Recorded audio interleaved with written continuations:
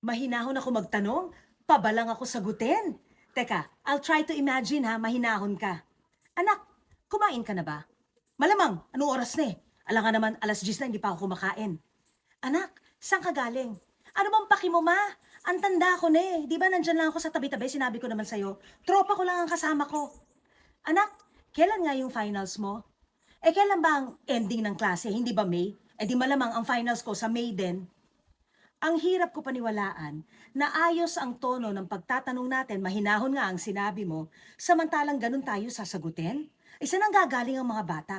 Hindi kaya mas believable yung kabaliktaran na ang pagtatanong natin, ang tono natin ay hindi rin maayos. Saan ka na naman galing? Anong oras na? Kumain ka na ba? Kailan bang finals mo? Abi kahit minsan di ko nakitang nag-aral ka. Malamang ang pagtatanong natin ay ganun ang tono. Kaya ang mga anak natin, kung sagutin tayo, eh tila pabalanga dahil minamatch lang ang tono natin. Magpakatotoo din tayo minsan dahil baka akala lang natin ay mahinahon tayo tapos pabalang ang mga bata. Uulitin ko, hindi ko sinasabing bawal magalit. Magkaiba yon.